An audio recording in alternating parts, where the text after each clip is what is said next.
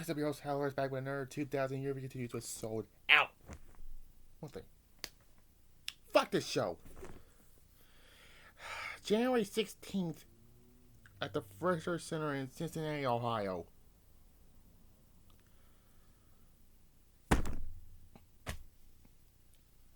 This show can fuck off. But it's not the worst we'll see. Let's look about what happened before.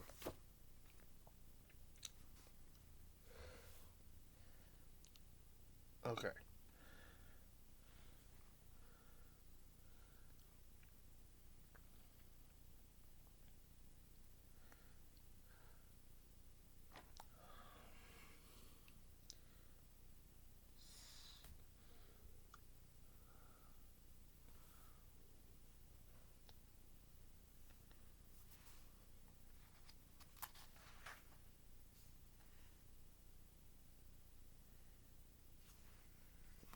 Hang on. Let me.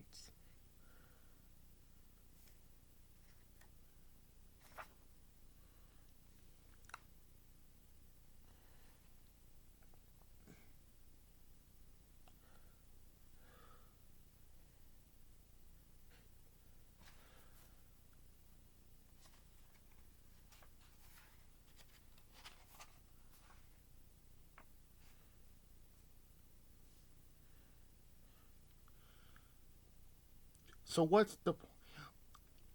Wait, hold on.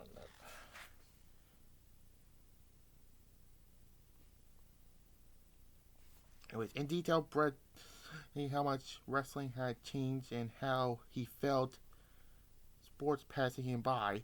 He was wrote about the super kid from Goldberg Starcade.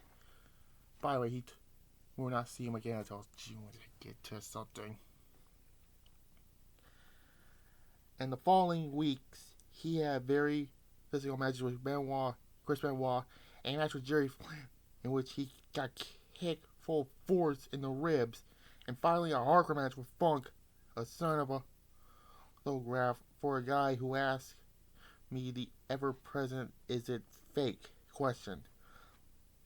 And I was stunned to realize that I'm not even sure I knew the answer anyone. It was fake, the lump on my head.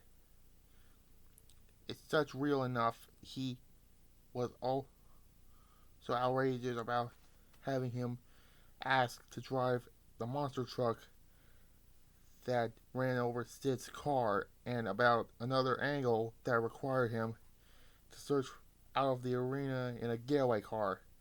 I'm flooring it, teaching out of backstage with no time in the sense to even put a seatbelt, and it turned on, and an ice rain had torches the ramp, and I am carrying out of control towards a huge trailer truck filling with television equipment. In the last moment, I was able to swear to safety. He said this was made worse, that the fact that on the scene at Goldberg had cut his arm all to shreds on the limo windows. In the old days, nothing like this would even happen in wrestling. I'm a wrestler, not a stuntman. A road, and even a stuntman has time to strap himself in. I'm a professional wrestler, and I get paid to wrestle in the ring, and I am doing fighting in the back, falling in cornets or whatever, and doing stunts in the speeding car. He was expecting him apology to that they think that he was doing the same source of that rescue in his brother Owen's death. So what was the point of this? he concluded, I'm not sure. I knew. I just know. I've in part of my head and my heart, this is real, and it gets maybe the whole wrestling business is pathing, including me. A week after Thunder with Funk, Red went to the doctors and declared with a concussion to serve that his doctors banned him from doing pretty much everything, including lifting weights and flying in airplanes. Wrestling was about out of the question. Sadly, it won't turn out that after its solution, 24 years, Bret Hart's final official match with a lame no contest with Kevin Nash on a January 10th Nitro. Bret immediately called the office and told him the news since he was the WCW champion, and obviously he wasn't able to defend the belt against Sid. He had the determined in a course of a big stupid dummy at Sunday Souled Out pay-per-view. The decision was made to strip him of the title. The next day, Jeff Jarrett called up and said that he had a concussion as well. Suffered when he took a splash from a 56-year-old Jimmy Snuka off the top of the cage 4 nights earlier on Nitro. Right there, he was out of 4 matches because Jarrett and Chris Benoit were scheduled to have a best of 3 series. The pay-per-view was dead. Russo and Infamous Genius came up with a plan, and it was truly insane that there was be a battle royal to crown a new WCW champion, and oh my god, only 7 minutes, wow. And the winner of that will be this man. This man.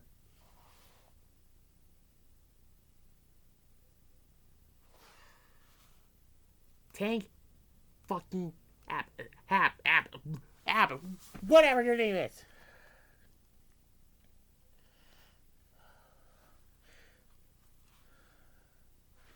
So, this was as it off saying you either keep your job or you don't work here. Really quick. And things get worse. Because when I get to the end, let's just get on to it.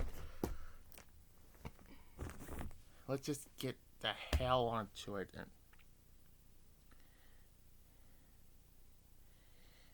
yeah. The original schedule card was heavily changed due to serious injuries of Bret Hart and Jeff Jarrett. On the December 20th, 1999 edition of Monday Nitro, the WCW World Championship was vacated due to a controversial finish to the main event between Hart and Goldberg at Starrcade. When Goldberg mule kicked Hart, this resulted in a several concussion which limited Hart's ability to compete.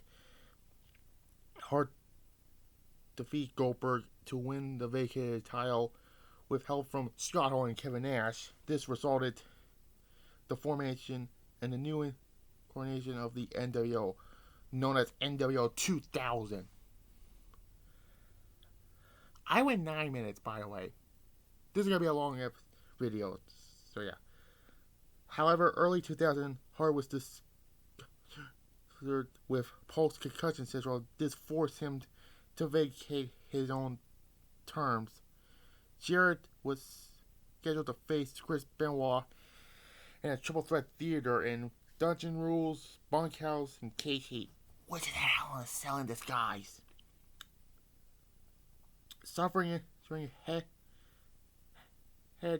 cases from Benoit diving headbutt off the top of the steel cage on the January 10th episode of Nitro, which forced him to vacate the WCW United States Heavyweight title or the championship, whatever. Benoit has decided to move to take Hart's place against Vicious in the championship match, and the triple threat leader was series between Billy and three separate wrestlers won the. Anyways, any fucking ways. I've been talking for 10 fucking minutes, and I didn't start this whole show yet. I didn't talk about this whole show yet, sorry. Kevin defeats Dean Lego in a catches match. Yeah, this was supposed to be Jared and Benoit, but Jared got hurt. And Bret Hart had to force to retire, and Benoit took his place in the match. So yeah. Kevin has to be three opponents. Dean Malenko, Parry, Saturn, and Mystery Man. And what's a catch match? It's basically you cannot leave the ring. Dean Malenko shoot Weiss left the ring. Yeah. People get as a dud, negative ring. NA for me. And Dean Malenko will be gone. I'll save it for you. Anyways, Finn Balor defeats Flair and Crowbar in a okay handicap match. I give it a 5.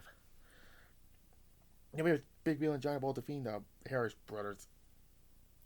Mediocre match. I give it a 4.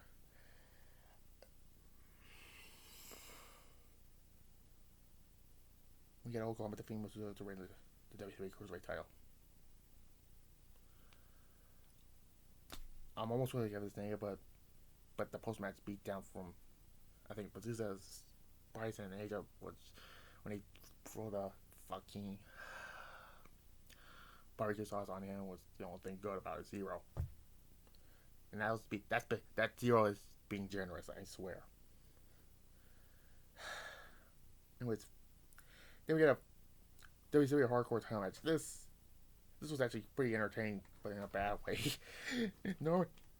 Brian Alton beats Finley, Norris Smiley, and Meg in a fatal 4-way match to retain his Hardcore title. And this was kind of funny, and this was all bad. It was funny at the same time, but it was 6. Then we got Billy Kidman defeating Perry Center in a Monkhouse probably Billy Kidman's second match of the night. Perry Center's last match, and yeah, 6. And we still get Booker T defeating Stevie Ray by disqualification. Let's just say the promo package is better than the match itself, and that's being generous. 4.5, and then Ahmed Johnson or Big T, whatever, beats him up and calls Minute a fish, not a bitch.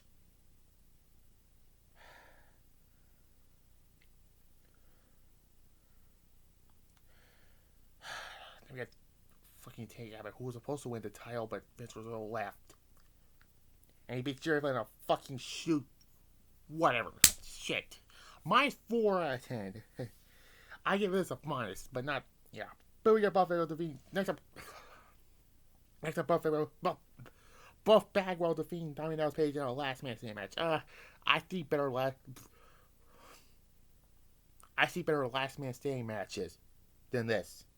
But it was a good last man standing match. I think this and the main event are the best.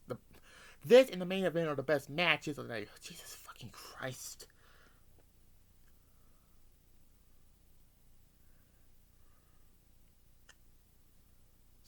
7. Then we get Billy Gunn's last match tonight. Shane Douglas come out and he introduced his opponent to be The Wall. In a cage key match. It's a Hell in a Cell match, basically. It is a Hell in a Cell match. And it lasted 5 minutes. This was a little better than the Undertaker Possible match from WrestleMania 15. I give it a 1. And that's being generous, a 1. Anyways, then we get Kevin Nash defeating Terry Funk in a hardcore match for the position of the WCW Commissionership. Well, if Funk wins, the NWO must disband. And if Nash wins, he's the commissioner. Jeez, I wonder who's gonna fucking win this match. Yeah, Kevin Nash. And Kevin Nash hits him with a jackknife powerbomb on the 3 chairs. That was a cool finish. It was basically a squash match, basically. And kind of saying, I'm a lying son of a bitch. Yeah. 5 out of 10. And then we get the main event, Chris Benoit defeating Sid Vicious for the WCW to win the WCW Championship. What makes it quotation marks? Well, I give it an 8 out of 10. The match, this is better than their Fall Brawl 99 match, and this is the best match of the night. And why am I using quotation marks? Sure, why am I using this? Well, Benoit got him in the crippler crossface. Still better than everybody's crossface. Yeah, I'm gonna still shit on that. Sid tapped out, but his foot was on the bottom rope. And this leads to a story, well, when Benoit leaves for real, and that's the shoot. He leaves WWE for real to go to WWF with him, Malenko, Saturn, and Guerrero. And I said before, who did they all gotta succeed in there? 2. Benoit won the World Heavyweight Championship, the same belt, at WrestleMania 20, and Guerrero won the WWE Championship. Parasite will be 11 with a fucking mop, which was a year later. Oh god. And I don't know what Malenko did after. Yeah. 7.5. Let's get the 3.9 out of 10. And I'm being generous with that. A 3.9, and that's generous. Would have given it a 4, but yeah. Next will be Super Bowl now. Or Super Bowl 2000 or Super Bowl, whatever. And the Royal Rumble next will be the Royal Rumble and Super Bowl 2010, whatever. See ya.